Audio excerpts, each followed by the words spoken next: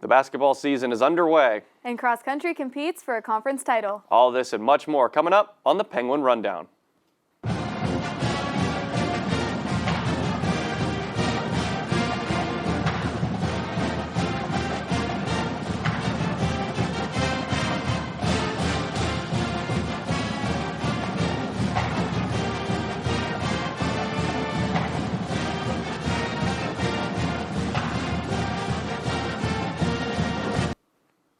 What's going on, everybody? Welcome into the Penguin Rundown. I'm Dom Joseph alongside Monica Courage. And Monica, Tuesday night was a big night here on campus as the men's and women's basketball seasons were officially tipped off.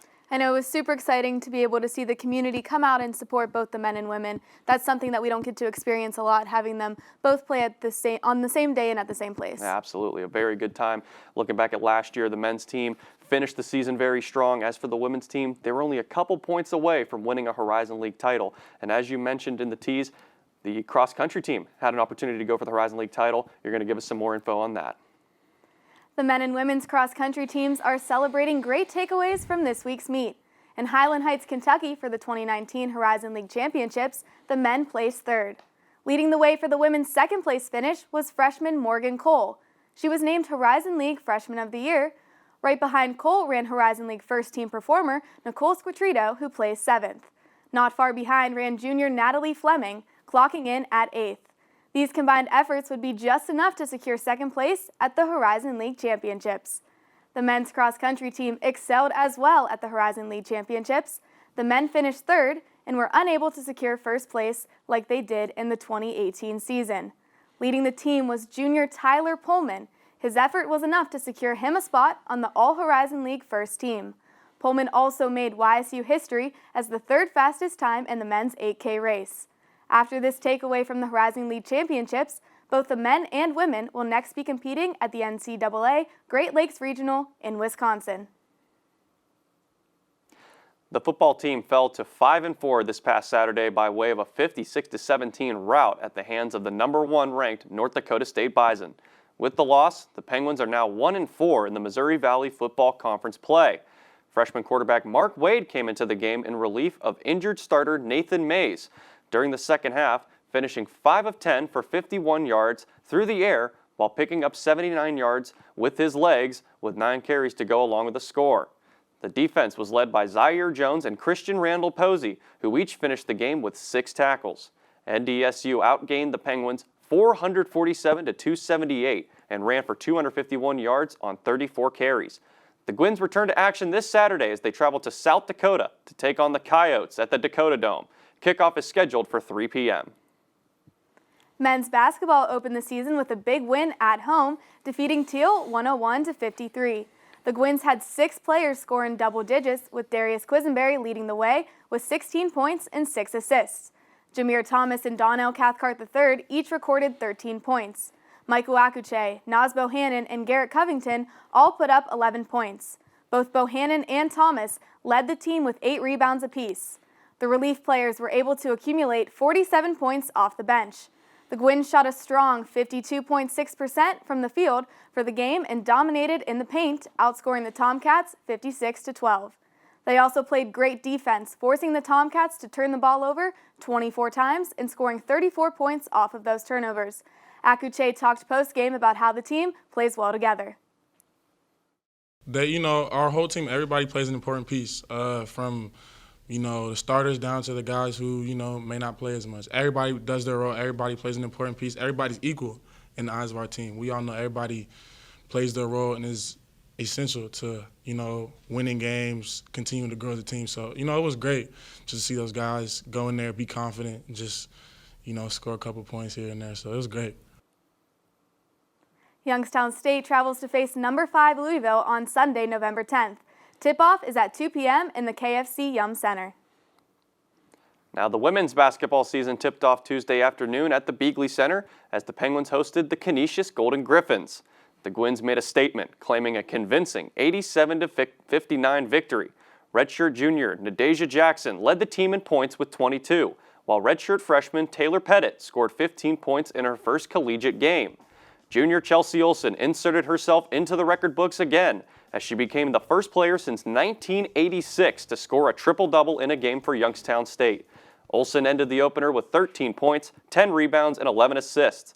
The final player to reach double digits in points was lone senior Mary Dunn, who also had 13 points of her own. Following the game, Olsen talked about her triple-double and returning to the floor. I mean, it means a lot, but I just go out there and do whatever I can to help my team. So I kind of pride myself on being able to do a lot of different things to help my team win. So for the importance of that, it means a lot.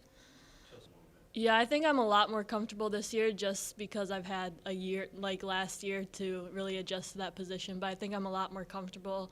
I see the floor better. It kind of slowed down for me, so which makes me able to make the right play.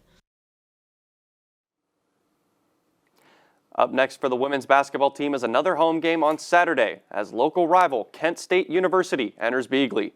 Head out to the BEEGHLY Center on Saturday at 1 p.m. for another great matchup. And now we'll send it over to the roundtable where Christina Sainovich and Abigail Cloutier share their reactions to the first basketball games of the 2019-2020 season. Welcome to the roundtable. I'm Abigail here with Christina, and today we're going to discuss men's and women's basketball. Christina, I think we're going to get started off with some women's basketball. Chelsea Olsen with that triple-double crazy game. This is the first time this has been done since 1986, and the last person to do it was Danielle Carson, who did it 3 times, but last time in 1986. I mean, I think that's huge for Chelsea Olsen to get confidence going early in the season. But for them to be successful, she's going to have to play like this all season. For them to make that NCAA tournament push, because I know that that's their goal coming off of last season. But also, Nedaea Jackson, who played her first game in a Penguins uniform, really impressed me with 22 points last night. Yeah, Nedaea Jackson, she played a really insane game. I think she's bringing herself to be one of the best leaders of the team so far, but we'll see where that goes. But the men also played a great game, 101-53. And that's what you hoped for them to do, to come out against Teal. They had 6 guys in double digits, which was nice to see. They spread it out equally. Obviously, Darius Quisenberry did lead the team. No surprise there. Started where he left off. And then Jameer Thomas was my surprise player. He had 13 points and 8 rebounds. How big is it to have that big body on the floor? It's great. I think it really impacts the morale of the team, and that's one thing that no matter what game you play, you always want to do because it improves the morale of the team, it improves the morale of the audience, and I think it really affects the trajectory going forward. It definitely did. I think it's going to help with the loss of Ola Peterson, but there is going to be a competition difference from Teal to Louisville. They have Louisville on Sunday.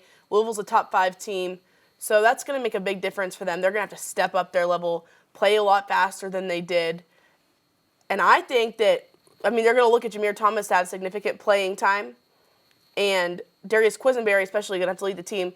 Who are some other guys? I think Naz Bohannon, Garrett Covington that are going to step up. What do you think it's going to take for them to have a chance against Louisville on Sunday? I think it's just really focusing on little details, making sure the game's clean, making sure that they can take that top 5 team and step it up because it really is a change from the last game that they played. It definitely will be, and I think that their goal is to at least hang with Louisville. Obviously, they have another top 25 or another big team this year against West Virginia that's going to come to Covelli later on. But I think it's a huge momentum booster for the guys. If they can hang with Louisville, keep it close until the end of the game, and use that going forward to have some easier games going forward before you get ready for conference play. Definitely, but we'll see where all that goes. That's it for the roundtable. Dom and Monica, back to you. The volleyball team battled the Oakland Golden Grizzlies last Friday and was unfortunately defeated 3-0. Junior libero and outside hitter Margot Thompson accumulated her 1,000th and 5th dig against Oakland to become YSU's 17th volleyball player to accumulate 1,000 digs in their collegiate career. Our very own Katie Roger Fidela caught up with Thompson to talk about reaching her recent achievements. Margot, what was going through your mind when you found out you reached 1,000 digs? I actually didn't know I was that close at all, so it was actually a bit of a surprise, but it was really cool to find that out. So, The team will be traveling to Wisconsin on Friday to battle in another Horizon League match against Green Bay at 7 p.m. The women's bowling team finished 9th out of 16 this past weekend at the Track Cat Clash. The Gwins had a rough start to the weekend, only winning 1 of their 5 matches in Houston. The ladies were able to shake the bad day off and win the last 7 matches over the next 2 days. The Gwins only lost 1 match between Saturday and Sunday, giving them the 9th place finish. This is the best the team has finished in program history. The Penguins have a week of rest before heading off to Kenosha, Wisconsin to compete in the SFA Lady Jack Classic on November 15th through the 17th. We hope to see the Penguins continue their successful season. Swim and dive soared to victory. The women earned a win over Valparaiso with a final score of 189-73. The Gwynns showcased talent over the weekend with Aubrey Whitaker at the lead. Whitaker left the pool winning the 200-yard freestyle with a time of 1:58, as well as the 100-yard freestyle in 54 seconds. Other performances that contributed to the women's victory were seen by Josie Presky, Hannah Olger, and Avery McCarthy. They worked well as a team, winning the 400-yard freestyle relay. On the men's side, they suffered a loss of 159-104, but they showed their grit with some outstanding performances. A few highlights for the Penguins feature Nolan Dennis winning the 100-yard backstroke and Brandon Cheong placing first in the 100-yard breaststroke. Duncan Moss also finished first in the 50-yard freestyle, and Wilson Cannon took number 1 in the 100-yard butterfly. Both teams took home wins in the 400-yard melody relay. Swim and dive gets a small break before they're back in action for the Mangus Cup Invitational at Cleveland State. Good luck to both the men and women as they dive in. Penguin Rundown was able to catch up with a few of the athletes for their reactions. What are you doing personally to help yourself improve?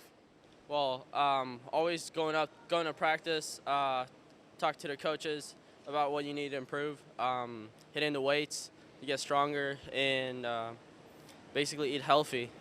How does it feel to win your first meet?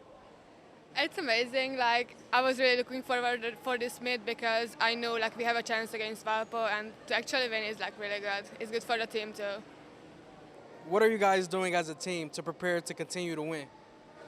We just keep practicing, and we're having a blast in the water, and that's all we really need. Men's tennis finished their fall tournament season at the Viking Invitational this past weekend.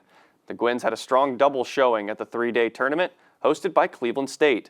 Laurentiu Montecescu and João Garredo reached their finals before ultimately falling to Cleveland State 6-2 on Sunday. Sophomore Eric Grahn and freshman Will Everett defeated the Vikings 6-2 in doubles play, picking up 3 wins to the back draw.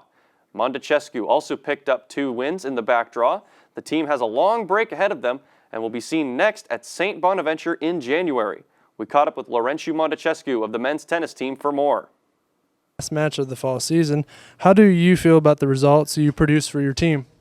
I had a rough start in the beginning, but after that I picked up 12 wins this season, so I think it's a pretty good result for a freshman. I hope I do better like year to year. What are you and the rest of the team going to do to prepare for the match against St. Bonaventure after the break? Personally, I'm going to train as hard as I did here during the winter break. When I go back home, I hope everyone in the team will do the same, and we're going to hope for the best. Women's soccer freshman forward Marcella Sizer was named the 2019 All-Horizon League second team and all-freshman team. Sizer is the second player in program history to receive both honors in the same season. She played in all 18 games this season, recording a team-high 13 points on 5 goals and 3 assists. Sizer finished second in most goals and scoring points in the Horizon League. Congrats to Sizer on her recent accomplishment. And now it is time for the Penguin Play of the Week. Monica, after a great Tuesday night at the BEEGHLY Center, there are a lot of nominees for this one, so I'm really excited to see this. Let's send it over to Katie Rogers-Videla, who's got more. Thanks, guys. Here's this week's Play of the Week of the men's basketball team season opener. First, slam dunk. Naz Bohannon gathers the loose ball, passes it over the defender, and finds Mike Akuche for this 2-hand slam dunk. YSU would go on to beat Teal Big 101-53. That was all for Play of the Week. I'm Katie Rogers-Videla. Dom and Monica, back to you guys. Thank you very much, Katie. And that is going to do it for us here at the Penguin Rundown. For news, highlights, and more, be sure to visit ysusports.com. And be sure to check us out on social media at Twitter, Instagram, Facebook, and Snapchat. That's all at Penguin Rundown 1. I'm Dom Joseph. And I'm Monica Kurjan. We'll see you right here next week, Penguin Nation.